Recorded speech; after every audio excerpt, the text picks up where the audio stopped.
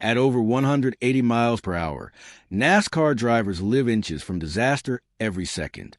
But nobody imagined Kyle Busch's story would end this way. When Dale Earnhardt Jr. finally revealed details of Busch's final moments, his words carried a kind of weight that instantly made fans nervous. What he described was not just tragic, it was deeply unsettling. Because hidden inside those final moments was something that many believe the racing world completely missed until it was already too late. The message that broke the internet.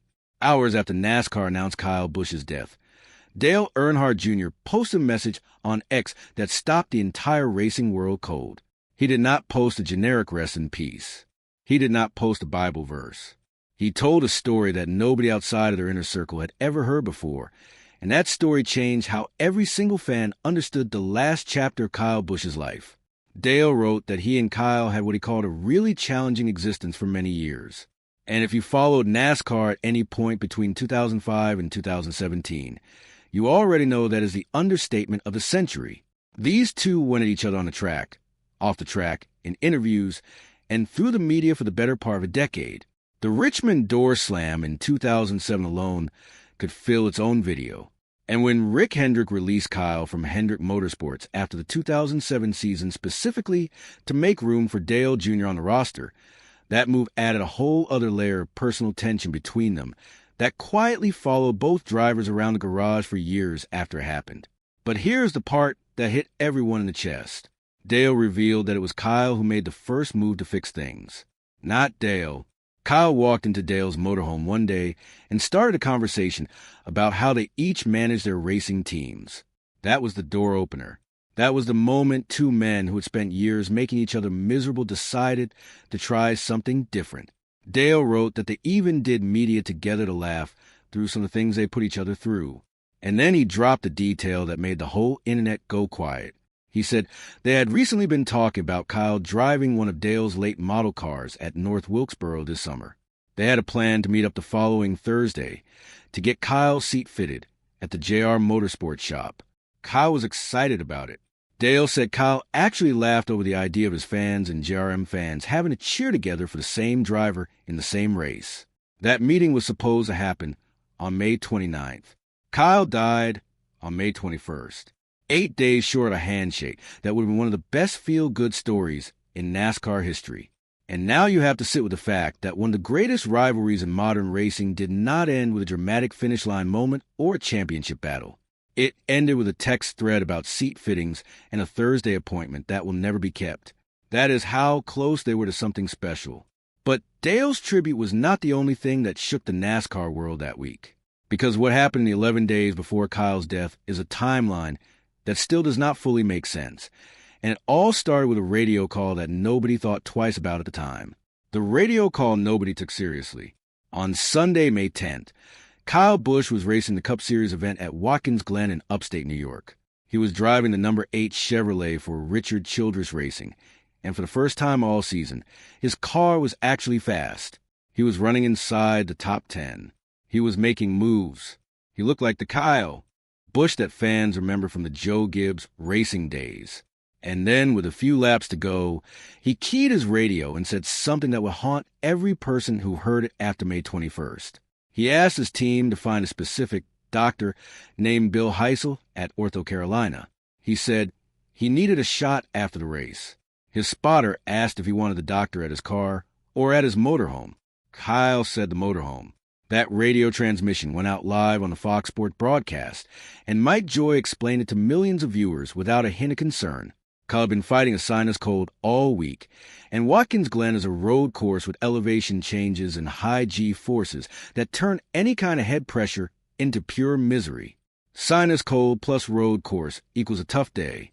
That was the whole story. He finished 8th. Best result of his entire 2026 season. Everyone moved on. But here is what makes that moment land differently now. Bill Heisel is not some random track medic. He is a director of motorsports medicine at OrthoCarolina and the most trusted medical provider in the entire NASCAR garage. He has been working with Cup Series teams for over a decade. Drivers do not ask for Bill Heisel by name unless they know exactly who he is and exactly what they need. Kyle knew, and that was also the day his daughter Lennox turned 4 years old. which means while a 4-year-old was blowing out birthday candles at home, her father was at a racetrack 2 states away asking a doctor for help. Kyle finished the race and moved on. 5 days later, he would tell reporters he was still not feeling great.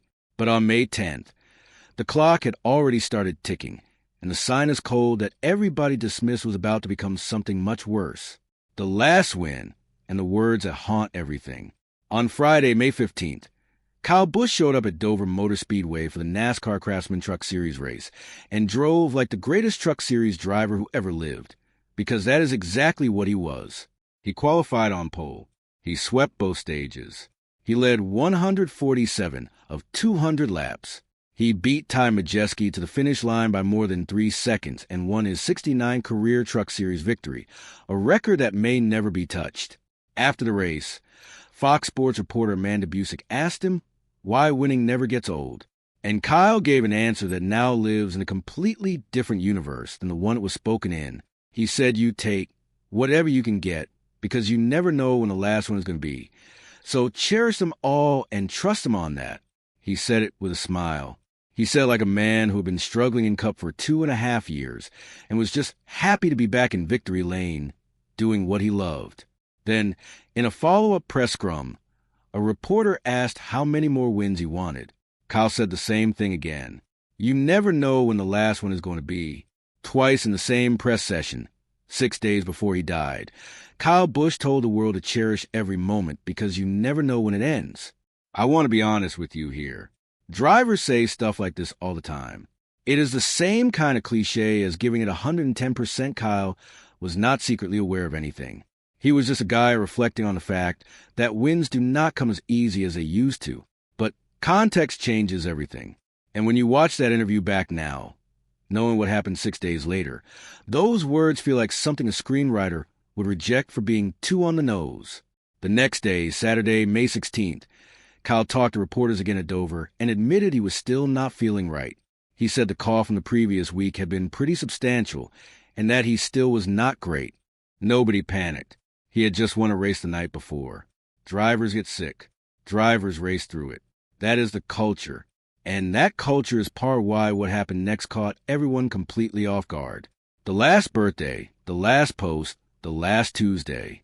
On Monday, May 18th, Kyle's son Brexton turned 11 years old.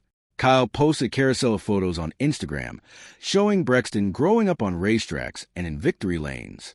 He wrote that he and Samantha were so proud of who Brexton was turning out to be and that there was no limit to what the kid could accomplish. That post is still up on Kyle's Instagram right now. It was his last social media post ever.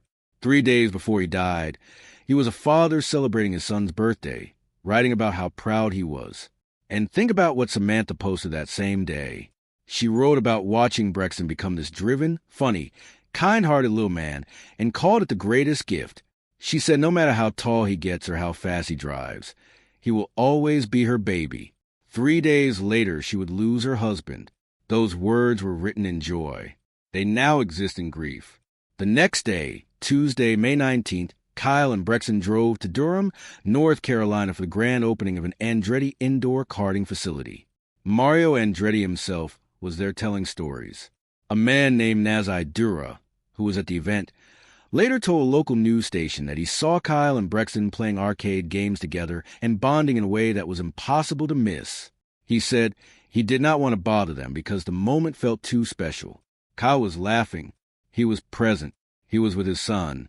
Mario Andretti would later pull out his phone at Indianapolis Motor Speedway the next day and show reporters a video of Kyle smiling and shaking his hand at that exact event. Andretti called it the shock of his life. He said everybody knew Rowdy and that Kyle would always bring a smile when people talked about him. That was Tuesday. Kyle Busch was smiling in an arcade with his kid and shaking hands with a racing legend. 24 hours later, he would be on a bathroom floor, coughing up blood. The final tragic moments. On Wednesday, May 20th, Kyle Busch drove to the General Motors Charlotte Technical Center in Concord, North Carolina, to do simulator work. This was a completely normal part of his weekly routine. Chevrolet teams like RCR use that facility constantly for engineering and race preparation. There was nothing unusual about Kyle being there on a Wednesday in May. At approximately 5:30 in the evening, Someone at that facility called 911. The Cabarrus County Sheriff's Office later released the audio of that call, and what the caller described was not a sinus cold. The caller told the dispatcher that there was an individual experiencing shortness of breath who was very hot and thought he was going to pass out. The caller said the individual was producing blood and coughing up blood. He said the person was on the bathroom floor, but was still conscious and awake. The caller repeated 3 times that Kyle was awake. He asked the paramedics to come in without sirens and directed them to a side entrance. Kyle was transported from the Concord facility to a hospital in the Charlotte area. The name of the hospital has never been publicly confirmed. That 911 audio is the single most important piece of public medical evidence in this entire story. It is the only moment where we hear what was actually happening to Kyle Busch's body before he died. Everything else, the sinus cold, the shot at Watkins Glen, the cough at Dover, those were symptoms of something building. The bathroom floor in Concord was the moment it broke through. And by the next morning, the racing world would learn that Kyle Busch was never going to break through anything again. Severe illness and the 2 words that explain nothing. On Thursday morning, May 21st, a post appeared on Kyle's social media accounts from his family saying he had experienced a severe illness resulting in hospitalization. The statement said he would not compete in any scheduled activities at Charlotte Motor Speedway that weekend. Richard Childress Racing announced Austin Hill as his replacement for the Coca-Cola 600. The statement from RCR said Kyle's number 8 Chevrolet would be ready and waiting for him when he got better. A few hours later, everything changed. A joint statement from the Busch family, Richard Childress Racing, and NASCAR confirmed that Kyle Busch had died. The statement called him a future Hall of Famer, a rare talent, one who comes along once in a generation. It named Samantha, Brexton, Lennox, his parents, and Kurt. It said the entire NASCAR family was heartbroken. And then it gave 2 words for his cause of death. Severe illness. That is it.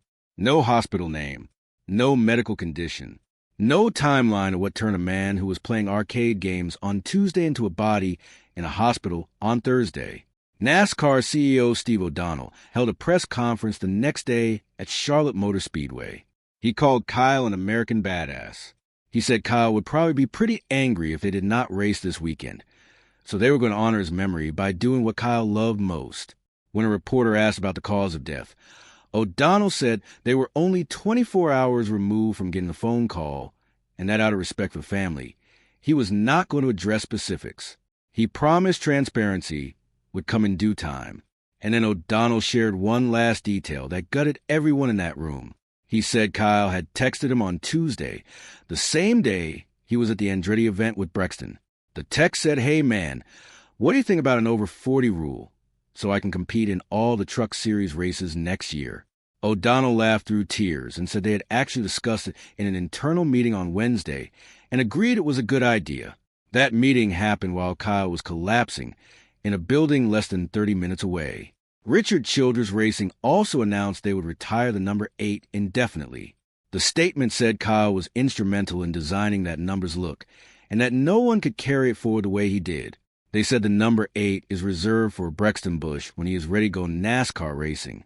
That decision mirrors exactly what RCR did in 2001 after Dale Earnhardt Jr. died at Daytona, when they parked the number 3 until Austin Dillon was old enough to drive it, the brother who was not spoken. The tributes came from everywhere. Denny Hamlin called Kyle the Kobe Bryant of racing. Brad Keselowski said it was an absolute shock and told people to hug their loved ones. Jimmy Johnson called Kyle one of the most talented drivers he had ever shared a track with. William Byron said Kyle was the best mentor anyone could ask for. Bubba Wallace said his eyes hurt from crying and his heart hurt from pain. Joe Gibbs Racing said their hearts were broken. Rick Hendrick said he watched Kyle grow up in the sport, but there is one person in the entire NASCAR world who has said nothing. Kurt Busch, Kyle's older brother, the man who told reporters in 2001 that his little brother was the best driver in the family, the man whose own career ended in 2023 because of a concussion he could never recover from, the man who was inducted into the NASCAR Hall of Fame in January of 2026, just 4 months before his brother died. With Kyle right there beside him on the red carpet. Kurt's Instagram is silent. His X account is silent. The joint statement from NASCAR named him alongside Samantha, Brexton, and Lennox. But Kurt himself has not found the words yet. And honestly, I do not think anyone can blame him. Because how do you write a post about the kid you told the world was better than you? The kid who proved you right 234 times. The kid who outlived your career by 3 years but did not outlive you. Kyle Busch won his last race on a Friday at Dover. He celebrated his son's birthday on a Monday. He played arcade games with his kid and shook hands with Mario Andretti on a Tuesday.